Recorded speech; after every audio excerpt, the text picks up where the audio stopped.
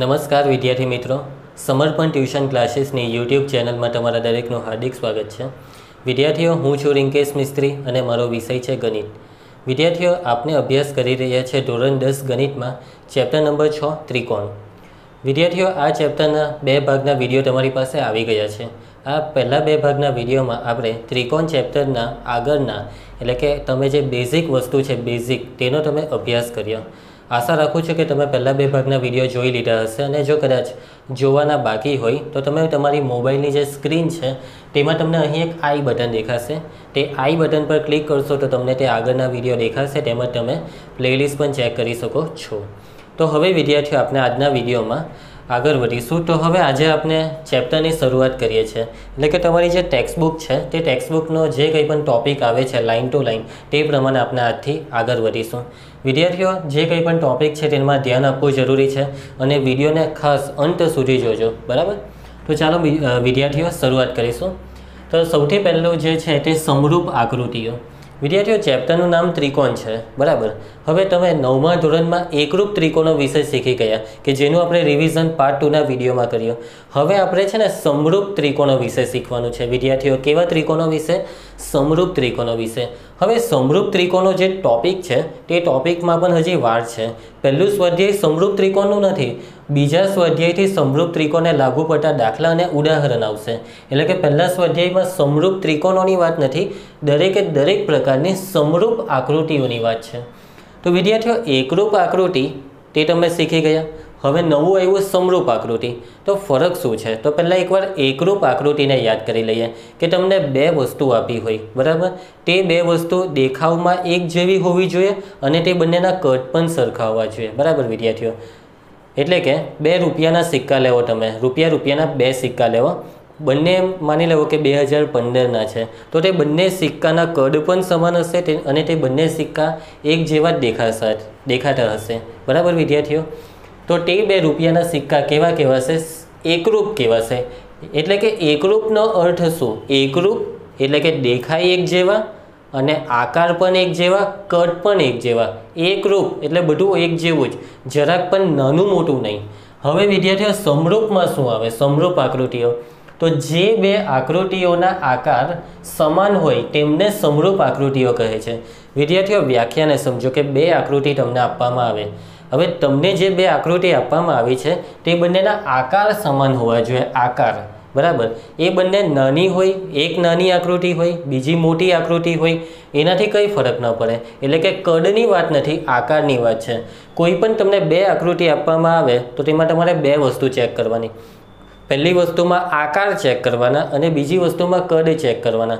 જો તે બંને વસ્તુના આકાર સમાન હોય, વિદ્યાર્થીઓ શું સમાન હોય? આકાર, તો તે બંનેને સમરૂપ આકૃતિ કહેવાશે। અને માની લેવો કે આકાર તો સમાન છે જ, સાથે સાથે કદ પણ સમાન છે, બરાબર? બે આકૃતિના શું સમાન છે? કદ પણ। તો તે બે આકૃતિને સમરૂપ તો કહેવાશે જ, સાથે સાથે એકરૂપ પણ કહેવાશે। ઓકે વિદ્યાર્થીઓ? એટલે કે એકરૂપ આકૃતિમાં આકાર અને કદ બંને સમાન હોવા જોઈએ, જ્યારે સમરૂપમાં કદ ગમે તેવા હોય, સમાન હોય કે ન હોય, કદ હાથે આપણને કંઈ લાગે વર્ગે નહીં, પરંતુ આકાર સમાન હોવા જોઈએ। તો જે બે આકૃતિઓના આકાર સમાન હોય તે બે આકૃતિને સમરૂપ આકૃતિ કહેવાય। વિદ્યાર્થીઓ, આકારની વાત આવે તો જુઓ, મેં તમને 3 ત્રિકોણ નીચે દોરેલા છે, સોરી ત્રિકોણ નહીં, વર્તુળ દોરેલા છે, 3 વર્તુળ દોરેલા છે। આ મોટું વર્તુળ છે, એના કરતાં નાનું વર્તુળ, એના કરતાં હજી નાનું વર્તુળ। વિદ્યાર્થીઓ, હવે આ વર્તુળ તો મેં હાથથી દોર્યા છે, મારી પાસે કંઈક મોટું પરિકર નથી, એટલે તમે સમજી શકો કે આ જરાક અનિયમિત નથી, પરંતુ તમે તેને નિયમિત માની લેજો। તમે તમારી નોટમાં પેન્સિલ અને પરિકરનો જો ઉપયોગ કરશો તો તમે એકદમ પરફેક્ટ વર્તુળ બનાવી શકશો। તો તમે આવા નાના મોટા 3 વર્તુળ દોરો તમારી નોટમાં।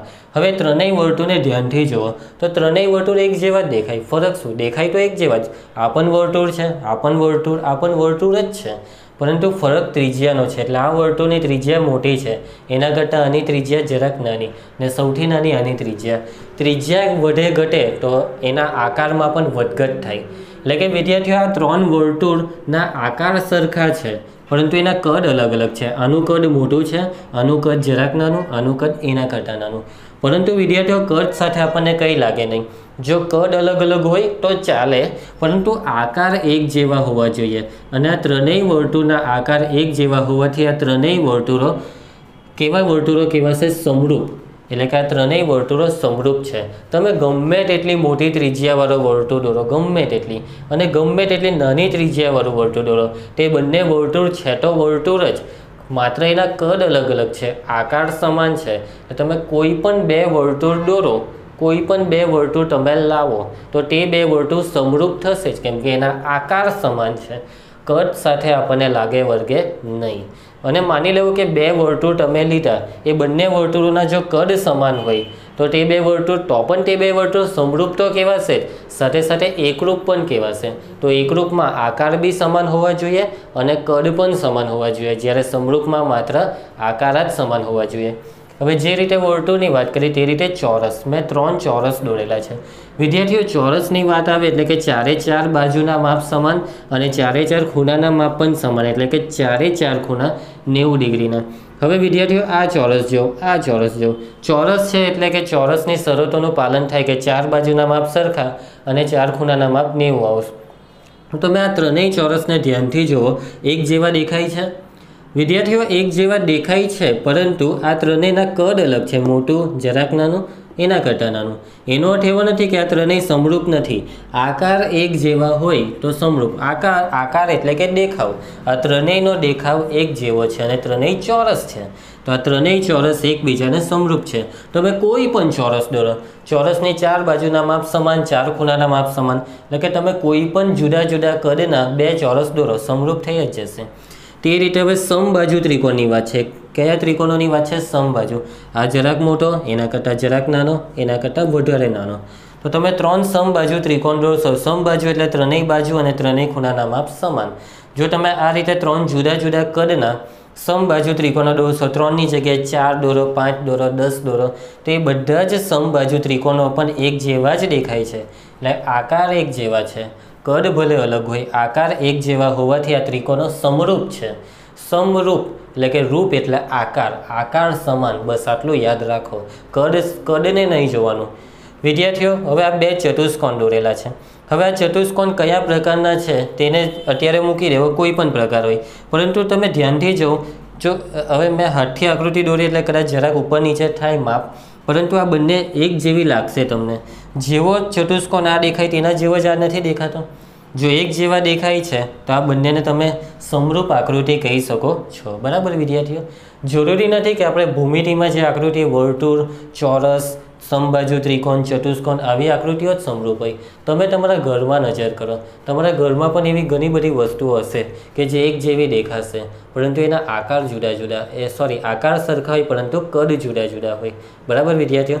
તમે પહેલાં નાના હતા, બરાબર, ત્યારે કેવા, ને હવે અત્યારે મોટા થઈ ગયા, એટલે છે તો તમે જ ને, ખાલી તમારું કદ બદલાઈ ગયું. કંઈક એના જેવું થાય છે કે આકાર એક જેવા રહેવા જોઈએ પરંતુ કદ બદલાઈ જાય તો ચાલે. શામાં આવું થવું જોઈએ? સમરૂપ આકૃતિમાં.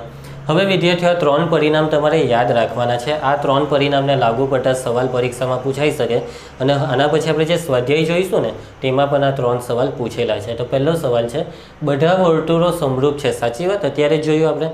તમે બધા એટલે ગમે તે બે વર્તુળો લેવા, 2, 5, 10, એ બધા જ વર્તુળ સમરૂપ થશે, પરંતુ વર્તુળને સમરૂપ થાય. પછી તમે એમ કહેશો કે સર વર્તુળ ને ચોરસ, તો વાત જ બદલાઈ જાય. આ બંનેના આકાર બેઠા બદલાઈ ગયા. વર્તુળ વળાંક લઈ, જ્યારે ચોરસ એ ખૂણો લે છે. બરાબર? બધા ચોરસો સમરૂપ છે. તમે ગમે તેટલા ચોરસો લાવીને મૂકી દો, તે બધા જ ચોરસો એકબીજાને સમરૂપ થશે. બધા સમબાજુ ત્રિકોણો સમરૂપ છે. તમે ગમે તેટલા સમબાજુ ત્રિકોણો દોરો, તે દરેકે દરેક સમબાજુ ત્રિકોણ એકબીજાને સમરૂપ થશે. હવે આપણે આ નોંધની વાત મેં એમ તો કરી જ દીધી છે, પરંતુ જોઈએ કે બધી એકરૂપ આકૃતિઓ સમરૂપ છે. સાચી વાત વિદ્યાર્થીઓ? એકરૂપ આકૃતિમાં શું થાય? આકાર પણ સરખા અને કદ પણ સરખા. બરાબર? આકાર અને કદ સરખા તેવી આકૃતિ એકરૂપ. જ્યારે સમરૂપમાં શું જોવાનું? માત્ર આકાર જોવાના. તો એકરૂપ આકૃતિમાં આકાર તો સરખા હોવાના જ છે, ને આકાર સરખા હોય તો એને સમરૂપ પણ કહેવાય. એટલે કે વિદ્યાર્થીઓ, સીધી વસ્તુ છે કે કોઈ પણ બે આકૃતિ એકરૂપ હોય તો તે સમરૂપ થશે, પરંતુ બધી સમરૂપ આકૃતિઓ એકરૂપ હોય તે જરૂરી નથી. બરાબર વિદ્યાર્થીઓ? આ બે ચોરસને જુઓ. શું આ બે ચોરસ સમરૂપ છે? તો યસ, સમરૂપ છે આ બે ચોરસ, કેમ કે આકાર એક જેવા છે. પરંતુ શું આ બે ચોરસ એકરૂપ છે? એકરૂપ થવા માટે આ બંનેના કદ સરખા હોવા જરૂરી છે, પરંતુ આનું કદ મોટું છે, આનું કદ નાનું છે, એટલે આ બંને એકરૂપ નથી. એટલે કે ઘણી આકૃતિઓ એવી હોય છે કે જે સમરૂપ હોય પરંતુ એકરૂપ ન હોય, પરંતુ તમે બે એકરૂપ આકૃતિ લેવો, બરાબર, તમે બે સમાન માપના વર્તુળો લેવો તો તે બંને વર્તુળ એકરૂપ તો છે, સાથે સાથે સમરૂપ પણ છે. તો યાદ રાખજો, એકરૂપ હોય તો સમરૂપ કહેવાય, પરંતુ સમરૂપ હોય તો જરૂરી નથી એકરૂપ થાય જ. બરાબર યાદ રાખી લેજો, પરીક્ષામાં ખરા ખોટામાં પૂછાઈ શકે. હવે એના પછી આપણે જોઈશું સમરૂપ બહુકોણો. વિદ્યાર્થીઓ પહેલાં જોઈએ આપણે સમરૂપ આકૃતિઓ, બરાબર. વિદ્યાર્થીઓ તમારી ચોપડીમાં એક તાજમહેલનું પણ એક્ઝામ્પલ છે. તમે તાજમહેલના નજીક ઊભા રહીને જોશો તો પણ તમને તાજમહેલ જ દેખાશે, અને થોડાક દૂર જાઓ, બરાબર, થોડાક દૂર એટલે કે 1-8 કિલોમીટર દૂર જાઓ અથવા અડધો કિલોમીટર, ને પછી એ જ તાજમહેલને જુઓ તો તમને એનું કદ નાનું થઈ ગયેલું દેખાશે, પણ દેખાશે તો તાજમહેલ જ. તો એકરૂપ આકૃતિઓમાં એવું જરૂરી નથી કે તમારે આવા આકારો જ લેવાના, તાજમહેલ પણ લઈ શકો, બરાબર. કોઈ પણ જુદી જુદી વસ્તુ, જે વસ્તુ અત્યારે માર્કર છે તે મારી નજીક છે તો અત્યારે મને મોટી દેખાય છે, પણ દૂર લઈ જામ તો એ મને નાની દેખાય. તો પહેલાં અને પછી આકાર તો એના એ જ રહી છે માર્કરના, બરાબર. તો એવું જ કંઈક થાય છે. હવે વિદ્યાર્થીઓ આપણે અભ્યાસ કરીશું સમરૂપ બહુકોણ. વિદ્યાર્થીઓ બહુકોણ એટલે તો તમને ખબર હશે, 7મા 8મામાં શબ્દ આવે બહુકોણ, બરાબર. બહુ એટલે ઘરની વહુની વાત નથી કરતા, બહુકોણ, બરાબર. તો બહુકોણમાં આવે ત્રિકોણ, ચતુષ્કોણ, પંચકોણ, ષટકોણ, જુદા જુદા રેખાખંડો ભેગા થઈને જે બંધ આકૃતિ બનાવે તે બંધ આકૃતિને બહુકોણ કહેવાય. જેટલી બાજુ હોય, 3 બાજુ હોય તો તેને ત્રિકોણ કહેવાય, 4 બાજુ ચતુષ્કોણ, 5 બાજુ પંચકોણ, એવી રીતે 6, 7, એ પ્રમાણે ષટકોણ, સપ્તકોણ, અષ્ટકોણ, નવકોણ, 10 કોણ. આ રીતે તમારે જેટલી બાજુ લેવી હોય તેટલી બાજુવાળો તમે બહુકોણ બનાવી શકો છો. તો સમરૂપ બહુકોણ કોને કહેવાય? તો તમે સમજી જ ગયા છે કે સમરૂપ, વિદ્યાર્થીઓ, સમરૂપ એટલે આકાર એક જેવા, કદ ગમે તેવા હોય, વાત સાચી? તો તેવા બહુકોણને સમરૂપ. પરંતુ વિદ્યાર્થીઓ અમુક વાર છે ને એક બેનો બી ફરક પડે, કે માની લો કે આ બંને એક જેવા દેખાય છે, પરંતુ એ બંનેમાં કદાચ 1-8% બી ફરક પડી જાય આકારમાં. આને માની લો કે જરાક દબાવી દે, એમાં વર્તુળને એક ફુગ્ગો લઈ તો કેવો દબાવી દે, અને આ ફુગ્ગાને એમ જ રવા દે તો એ બંનેના આકારમાં 1% ફરક થઈ જાય, છતાં પણ આપણને એ બંને એક જેવા દેખાય. પરંતુ ગણિત એવું કહે કે જરાક પણ ફરક નહીં પડવો જોઈએ. આ બંને વર્તુળોમાં જો અત્યારે તમે આ બે આકૃતિને જાઓ તો આ વર્તુળ જેવું બરાબર નથી લાગતું, પણ આ જરાક બરાબર લાગે. એટલે આ બંને જોવા જઈએ તો એકરૂપ નથી. જો આપણે આને સ્વીકારી લઈએ કે આ પરફેક્ટ વર્તુળ છે તો આ બંનેને તમે એકરૂપ કહી શકશો, પરંતુ અત્યારે આ બંનેને એકરૂપ બોલાઈ ગયું, સમરૂપ કહી શકશો આ બંનેને. પરંતુ અત્યારે માની લો કે આ અનિયમિત મેં વર્તુળ દોરેલું છે તેવું તમે આને માની લેવો, તો અત્યારે આને તમે સમરૂપ નહીં કહી શકો. તો ગણિત છે ને, ગણિત એક્ઝેક્ટ તમને એક ગણતરીવાળી વ્યાખ્યા આપે છે કે કંઈક આવી ગણતરી થાય તો એ 100% સમરૂપ થશે જ. એટલે એ ગણતરીમાં તમારે કંઈક માપ લેવાના છે. વ્યાખ્યાને સમજો કે બે બહુકોણના બધા જ અનુરૂપ ખૂણાઓ સમાન હોય અને તેમની બધી અનુરૂપ બાજુઓના ગુણોત્તર સમાન હોય કે બાજુઓ સમપ્રમાણમાં હોય તો સમાન સંખ્યાની બાજુવાળા બે બહુકોણો સમરૂપ થાય. તો વિદ્યાર્થીઓ સમરૂપ બહુકોણમાં બે બહુકોણ લેવાના. કેટલા બહુકોણ લેવાના? 2. હવે વિદ્યાર્થીઓ બે બહુકોણ તમે જે લીધી તે વ્યાખ્યાની છેલ્લી લીટી પકડો કે સમાન સંખ્યાની બાજુવાળા. પહેલા બહુકોણની બાજુ 3 હોય તો બીજા બહુકોણની બાજુ 3, પહેલાની 4 બાજુ તો બીજાની પણ 4 બાજુ, એટલે લેવ તો 2 ત્રિકોણ લેવો, કાં તો 2 ચતુષ્કોણ લેવો, કાં તો 2 પંચકોણ.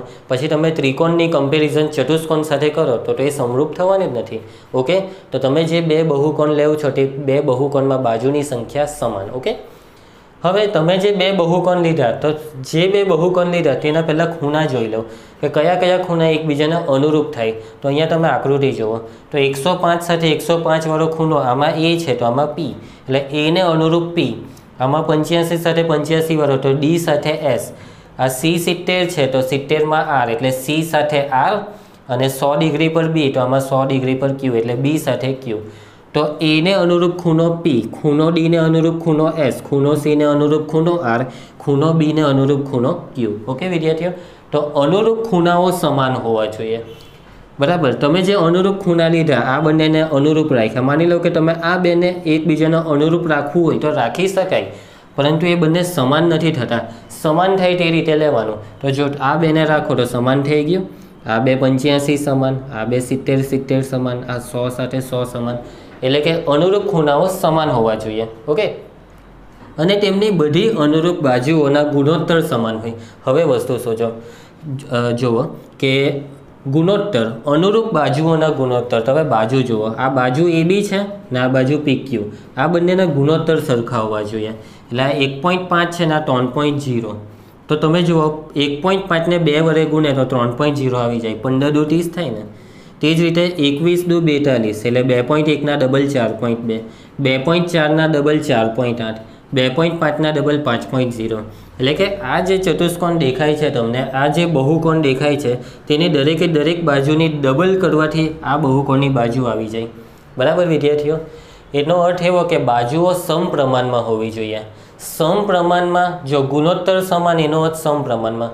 સમપ્રમાણ, પ્રમાણ સરખું, બાજુઓનું પ્રમાણ સરખું. એટલે કે આ એક બાજુનું આ ડબલ થતી હોય તો બધી જ ડબલ થવી જોઈએ. પ્રમાણ સરખું જળવાઈ રહેવું જોઈએ. હવે આની ડબલ કરવાથી આ આવે, પરંતુ આનું ડબલ કરવાથી આ નથી આવતી, તો એ પ્રમાણ જળવાતું નથી. એટલે કે સમપ્રમાણમાં હોય તો સમાન સંખ્યાની બાજુવાળા બે બહુકોણો સમરૂપ થાય. જો વિદ્યાર્થી એકદમ શોર્ટકટમાં યાદ રાખો કે બે બહુકોણ લેવાના અને બંને બહુકોણની બાજુની સંખ્યા સરખી. તો પહેલી વસ્તુ કે અનુરૂપ ખૂણા સમાન હોવા જોઈએ. તો અહીં અનુરૂપ ખૂણામાં ખૂણો A બરાબર ખૂણો P થાય છે. એના પછી ખૂણો B બરાબર ખૂણો Q થાય છે. ખૂણો C બરાબર ખૂણો R થાય છે. એના પછી ખૂણો D બરાબર ખૂણો S થાય છે. એટલે કે અનુરૂપ ખૂણા સમાન થાય છે. અનુરૂપ બાજુ પણ સમાન હોવી જોઈએ. તો AB અને PQ જોઈ લઉં સમાન, અનુરૂપ બાજુઓના ગુણોત્તર સમાન હોવા જોઈએ. શું સમાન હોવું જોઈએ? ગુણોત્તર. તો આ જે AB છે ને PQ તેનો ગુણોત્તર લેવાનો. એટલે કે AB ના છેદમાં PQ. ABનું માપ છે 1.5 અને PQનું માપ છે 3.0. તો વિદ્યાર્થીઓ 1.5 એટલે 15 ના છેદમાં 10 ગુણ્યા 3.0 એટલે 3 ના છેદમાં 10. 3 ના છેદમાં જે 10 આવે તે અંશમાં આવી જાય. સમજ પડશે વિદ્યાર્થીઓ? 15 ના છેદમાં 10, એ જે 10 છે તે આ 3ની બાજુમાં આવી ગયા. 3.0, મારી એક ભૂલ થાય છે વિદ્યાર્થીઓ, 3.0 એટલે 3 જ કહેવાશે. 30 ના છેદમાં 10 લખાય એટલે કે 3. ઓકે, તો આટલું રવા દેવા.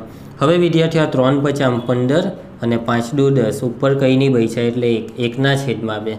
હવે આ બંનેનો ગુણોત્તર લેવો એટલે કે BC ના છેદમાં QR. BC ના છેદમાં QR. તો BCનું માપ છે 2.5 અને QRનું માપ છે 5.0. તો વિદ્યાર્થીઓ તમે સમજી શકો કે 2.5 ના ડબલ 5.0 થાય ને, એટલે આ ગુણોત્તર પણ 1 ના છેદમાં 2. નીચેનો ડબલ છે, સમજી શકશો? હવે આ બંનેને CD ના છેદમાં RS અહીંયા લખીએ. CD ના છેદમાં RS. તો CDનું માપ છે 2.4 અને RSનું માપ કેટલું છે વિદ્યાર્થીઓ? 4.8. તો 2.4 ના ડબલ કરીએ તો 4.8 થાય. તો નીચે 2 આવે ને ઉપર 2.4 ઉડી જાય એટલે 1. AD ના છેદમાં PS. AD ના છેદમાં PS. તો ADનું માપ કેટલું છે? તો ADનું માપ છે 2.1 અને PSનું માપ કેટલું છે? તો એ છે 4.2. તો 21 દુ 42 એટલે 1 ના છેદમાં 2. તો વિદ્યાર્થીઓ મેં અનુરૂપ બાજુના ગુણોત્તર લીધા. તો એ ગુણોત્તર દર વખતે 1 ના છેદમાં 2 આવે છે. એટલે કે ગુણોત્તર સમાન. ગુણોત્તર એટલે કે ભાગાકાર કરવાનો બાજુઓના માપનો. સમજી ગયા? હવે તમે AB ના છેદમાં PQ લીધું તો દર વખતે આ બાજુને ઉપર લેવાની, આ ચતુષ્કોણની અથવા આ બહુકોણની, ને આ બહુકોણની બાજુને છેદમાં. અથવા તમને એમ થાય કે આની અંશમાં ને આની છેદમાં, તો જે વસ્તુને એકવાર ફિક્સ કરો તે પ્રમાણે જ બધામાં ચાલવાનું. આની અંશમાં રાખો ને આની છેદમાં, તો એને ફિક્સ કરો, અથવા આની અંશમાં ને આની છેદમાં, કોઈ એક વસ્તુ ફિક્સ કરી દેવાની. હવે આ જે ગુણોત્તર છે તે સમાન આવવો જોઈએ, અને ગુણોત્તર સમાન હોય આ જ વસ્તુને કહેવાય સમપ્રમાણમાં. એટલે AB અને PQનું પ્રમાણ સમાન જળવાઈ રહી છે. દરેકે દરેક બાજુઓનું પ્રમાણ સમાન જળવાઈ રહી છે. ઓકે વિદ્યાર્થીઓ? તો આ વસ્તુને કહેવાશે સમરૂપ બહુકોણો. બરાબર વિદ્યાર્થીઓ? કંઈ નથી, આ એક ચતુષ્કોણ છે, તેને તમે ઝૂમ કર્યો, મોબાઈલમાં એક ચતુષ્કોણનો ફોટો પાડજો, એને ઝૂમ કરજો તો આવી જાય. ઝૂમ કરવાથી આના કદ વધી જાય, પણ આકાર તો એનો એ જ રહે. કંઈક એના જેવું છે. ઝૂમ કરવાથી આ 2.4નું ડબલ જો 4.8 થાય તો આ બધાનું ડબલ થાય. સીધી વાત છે. તમે કોઈ પણ વસ્તુને ઝૂમ કરો તો એની પહોળાઈ વધે, તો એની લંબાઈ પણ વધે. દરેકે દરેક વસ્તુના માપ એક સમાન રીતે વધે. એક સીધું ને સાદું ઉદાહરણ તમને આપ્યું. તો વિદ્યાર્થીઓ આ મેં તમને જે સમજાવ્યું સમરૂપ આકૃતિ અને સમરૂપ બહુકોણ વિશે, તે આ દરેક વસ્તુને તમે તમારી ગણિતની નોટમાં લખી લેજો અને એકવાર તેનો સારી રીતે અભ્યાસ કરી દેજો. અને તમારી જે ટેક્સ્ટબુક છે તેમાં પણ આ ટૉપિકને રિલેટેડ ઘણું બધું મસ્ત આપેલું છે પ્રસ્તાવનામાં. તો તમે એકવાર એને વાંચજો અને એનો અભ્યાસ કરજો, તો તમને વધારે ડિટેલમાં સમજ પડશે અને આવડશે. વિદ્યાર્થીઓ, સમરૂપ બહુકોણોનો અભ્યાસ આપણે કર્યો, બરાબર? હમણાં જ આપણે જોયું. હવે આપણે એક નોંધ જોઈ લઈએ. આ નોંધ વિશે પણ તમને પરીક્ષામાં કંઈ ખરા ખોટામાં કે કંઈક અન્ય રીતે આ નોંધને લાગુ પડતો કોઈ પ્રશ્ન 1 માર્કમાં પૂછાઈ શકે છે. તો જો એક બહુકોણ બીજા બહુકોણને સમરૂપ હોય અને બીજો બહુકોણ ત્રીજા બહુકોણને સમરૂપ હોય, તો પહેલો બહુકોણ ત્રીજા બહુકોણને સમરૂપ છે. તો વિદ્યાર્થીઓ, તમને 3 બહુકોણની વાત કરી છે. પહેલો બહુકોણ, બીજો બહુકોણ ને ત્રીજો, 3 બહુકોણની વાત છે. પહેલો બહુકોણ એ બીજા બહુકોણને સમરૂપ છે, બીજો બહુકોણ એ ત્રીજા બહુકોણને સમરૂપ છે. તો સીધી વાત છે કે પહેલો બહુકોણ એ પણ ત્રીજા બહુકોણને સમરૂપ થાય. પહેલો ને બીજો સમરૂપ, બીજો ને ત્રીજો સમરૂપ, તો સીધી વાત છે કે પહેલો ને ત્રીજો પણ સમરૂપ થાય તેવું આ નોંધ કહે છે. તો આ નોંધમાં આપણને ખૂબ જ અગત્યનું પરિણામ મળે છે. હવે વિદ્યાર્થીઓ, તમારી ટેક્સ્ટબુકમાં જે કંઈ પણ ટૉપિક આપ્યા છે તે પૂરા થાય છે અને એ ટૉપિક પૂરા થાય પછી હવે આ જે સ્વાધ્યાય આવે છે તે આપણે જોઈ લઈએ. ખૂબ જ નાનું સ્વાધ્યાય છે. સ્વાધ્યાયના બધા સવાલ તમારી સામે છે જ. તો ચાલો જોઈ લઈએ કે પ્રશ્ન 1, કૌંસમાં આપેલ શબ્દ પૈકી સાચા શબ્દનો ઉપયોગ કરીને ખાલી જગ્યા પૂરો. 4 ખાલી જગ્યા છે અને કૌંસમાં તમને જે શબ્દ આપેલા છે તે શબ્દોનો ઉપયોગ કરો અને ખાલી જગ્યા પૂરો. તો પહેલો સવાલ છે કે બધા વર્તુળો ખાલી જગ્યા છે. વિદ્યાર્થીઓ, બધા વર્તુળોની વાત કરીએ કે તમે કોઈ પણ ગમે તેટલા વર્તુળો લેવો તો તે દરેક વર્તુળો એકબીજાને કેવા થશે? એકરૂપ થશે કે સમરૂપ? હવે તમે નાના કે મોટા ગમે તેવા વર્તુળ લેશો, એટલે કે એકરૂપ એટલે કે એકરૂપમાં આકાર અને કદ બંને સમાન થવા જોઈએ. પરંતુ તમે જે વર્તુળો લેશો તેમાં જરૂરી નથી કે દર વખતે કદ પણ સમાન થાય, પરંતુ આકાર તો સમાન થશે. એટલે આપણે આ વાત કરી જ ગયા. આ જ વિડીયોમાં આપણે સ્ટાર્ટિંગમાં જોયું કે બધા વર્તુળો કેવા થાય? સમરૂપ થાય. તો પહેલી ખાલી જગ્યાનો જવાબ આવશે સમરૂપ, કે બધા વર્તુળો સમરૂપ છે. હવે એના પછી બધા ચોરસો ખાલી જગ્યા. તો એ જ વસ્તુ કે તમે ગમે તેવા નાના મોટા ચોરસો લેવો તો તે ચોરસો સમરૂપ તો થશે, પરંતુ એકરૂપ થાય તેની કોઈ ગેરંટી નથી. એટલે કે બધા ચોરસો પણ કેવા થશે? સમરૂપ. બધા ખાલી જગ્યા ત્રિકોણો એકરૂપ છે. તમારે ત્રિકોણો લેવાના છે, તો કેવા ત્રિકોણો લેશો તો તે સમરૂપ થાય? શું બધા જ સમદ્વિ બાજુ ત્રિકોણો સમરૂપ થઈ જશે કે પછી બધા જ સમબાજુ ત્રિકોણો સમરૂપ થશે? તો આપણે આ પરિણામ પણ જોયું કે બધા સમબાજુ ત્રિકોણો સમરૂપ થાય. કેવા વિદ્યાર્થીઓ? બધા જ સમબાજુ ત્રિકોણો સમરૂપ થશે, પરંતુ સમદ્વિ બાજુ, તો જો ધ્યાન આપજો કે હું એક આ ત્રિકોણ દોરું છું. આ ત્રિકોણમાં આ બે બાજુના માપ સમાન છે અને એક આ ત્રિકોણ દોરું તો આ પણ આ બે બાજુના માપ સમાન. એટલે કે વિદ્યાર્થીઓ, વસ્તુ એવી છે કે બંને ત્રિકોણો સમબાજુ છે. કેવા છે વિદ્યાર્થીઓ? બંને ત્રિકોણો સમબાજુ છે. પરંતુ શું આ તમને એક જેવા લાગે છે? નથી લાગતા ને? એટલે કે તમે મારાથી ભૂલ થાય છે. બધા જ ત્રિકોણો સમદ્વિ બાજુ છે. કેવા છે? સમદ્વિ બાજુ. એટલે આ બંને ત્રિકોણો સમદ્વિ બાજુ છે, પરંતુ વિદ્યાર્થીઓ અહીં આ બે ત્રિકોણોના આકાર જુદા જુદા છે. ભલે બંને સમદ્વિ બાજુ હોય છતાં પણ આકાર બદલાઈ જાય છે. એટલા માટે આ બંને ત્રિકોણો સમરૂપ નહીં થશે, બરાબર? આપણે તો સમરૂપ હોય તેવા ત્રિકોણોની વાત આવે અને તમે ગમે તેવા બે સમબાજુ ત્રિકોણો લેવો તો તે સમરૂપ થશે જ. હવે અહીંયા એક ચોથા સવાલમાં વ્યાખ્યાના સવાલોની છે કે જો એટલે કે પહેલું, બે બહુકોણના અનુરૂપ ખૂણાઓ ખાલી જગ્યા હોય અને એટલે બીજું કે તેમની અનુરૂપ બાજુઓ ખાલી જગ્યા હોય, સમાન હોય કે સમપ્રમાણમાં, તો સમાન સંખ્યાની બાજુવાળા બે બહુકોણો સમરૂપ છે. વિદ્યાર્થીઓ, સમરૂપ બહુકોણની વ્યાખ્યામાંથી બે ખાલી જગ્યા ઉચકી લીધી કે તમારે બે બહુકોણ લેવાના. તે બે બહુકોણના અનુરૂપ ખૂણા કેવા હોવા જોઈએ? તો જો આ બેમાંથી એક સવાલનો જવાબ આમાં આવશે ને એક આમાં, તો ખૂણા સમાન હોવા જોઈએ. યાદ આવે છે ને વિદ્યાર્થીઓ? ખૂણાના માપ સમાન હોવા જોઈએ, જ્યારે જે બાજુ છે તે સમપ્રમાણમાં એટલે એનો અર્થ કે ગુણોત્તર સમાન થવો જોઈએ. તો ખૂણાઓ સમાન હોય અને અનુરૂપ બાજુઓ સમપ્રમાણમાં હોય તો સમાન સંખ્યાની બાજુવાળા બે બહુકોણો સમરૂપ થાય. આ છે સમરૂપ બહુકોણોની વ્યાખ્યા. હવે વિદ્યાર્થીઓ, પ્રશ્ન 2, નીચેની જોડીઓના બે જુદા જુદા ઉદાહરણો આપો. બરાબર? તો બે સવાલ પૂછેલા છે એમાં બી. તો પહેલો સવાલ છે કે સમરૂપ આકૃતિઓ.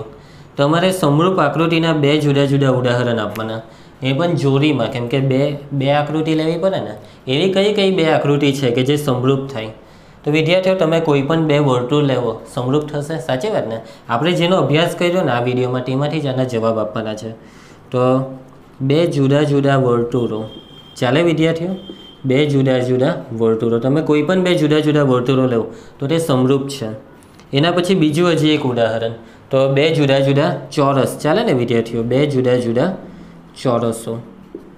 ચોરસની જગ્યાએ તમે સમબાજુ ત્રિકોણ પણ લઈ શકો.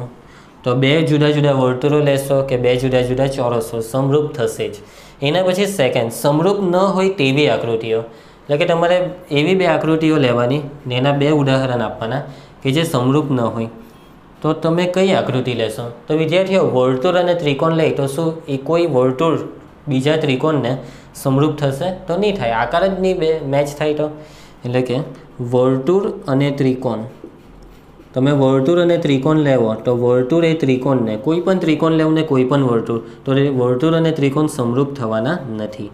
હવે વિદ્યાર્થીઓ કંઈક બીજું વિચારો.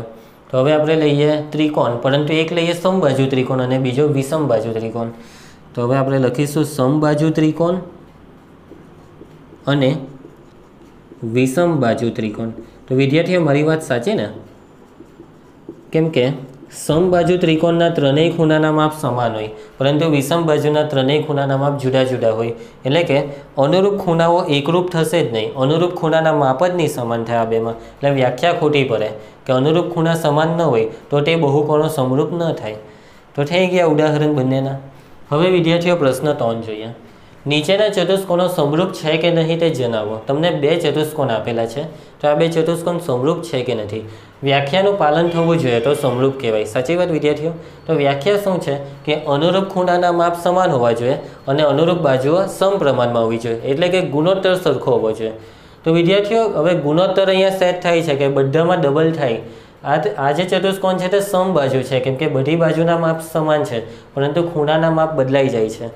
જ્યારે આ જે છે તે ચોરસ છે, ચોરસમાં 4 ખૂણા કાટખૂણા, પરંતુ આમાં 15ના ડબલ એટલે 1.5ના ડબલ એટલે 3, દોઢના ડબલ 3, એવું દરેકે દરેકમાં થાય.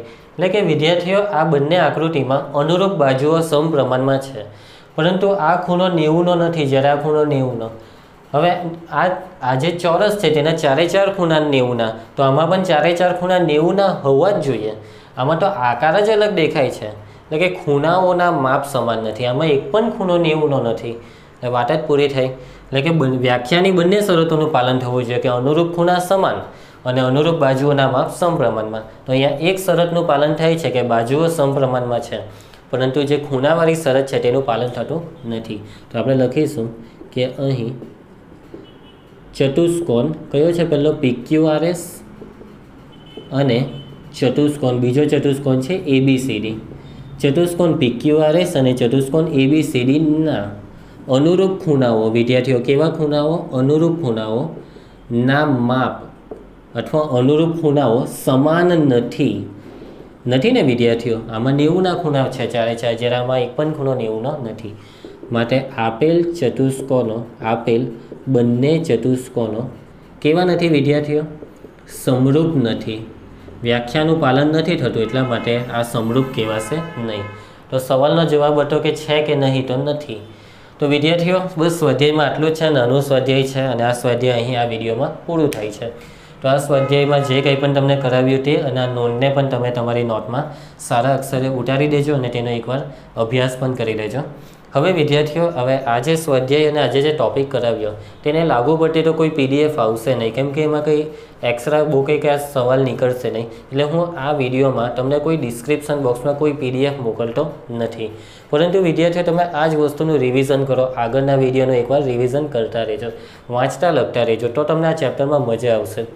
વિદ્યાર્થીઓ, હવે આના પછીનો જે વિડીયો આવશે ને તે વિડીયોમાં આપણે ઘણું અગત્યના પ્રમેયો શીખવાના છે, અને હવે જેટલા પણ ટોપિક આવશે તે ત્રિકોણને રિલેટેડ આવશે, એટલે કે તેમાં ત્રિકોણનો અભ્યાસ કરવાનો આવશે. અને એ ટોપિક છે સમરૂપ ત્રિકોણો. બરાબર? સમરૂપ ત્રિકોણોને લાગુ પડતા પ્રમેયો. આ ચેપ્ટર ઘણું લાંબુ છે અને એમાં કેટલા 4 પ્રમેય આપણે શીખવાના છે. 4 પ્રમેય સિવાય બીજા પણ અમુક પ્રમેય આવે છે, પરંતુ એ જે 4 પ્રમેયનું તમને વાત કરું તે સાબિત પણ કરવાના છે. તો આ ચેપ્ટરમાં ધ્યાન આપતા રહેજો. અગત્યનું ચેપ્ટર છે, પ્રમેય પરીક્ષામાં 4 માર્ક્સમાં પૂછાય છે. તો વિદ્યાર્થીઓ, આ વિડીયો તમને ગમ્યો હોય તો એક લાઇક અવશ્ય આપજો. આ વિડીયોને તમારા દરેક મિત્ર સુધી શેર કરો. ચેનલને સબસ્ક્રાઈબ કરવાની બાકી હોય તો અવશ્ય સબસ્ક્રાઈબ કરી લેજો. અને તમારે જે કંઈ પણ મનના વિચારો હોય તે કોમેન્ટ બોક્સમાં રજૂ કરજો. બાય, આવજો.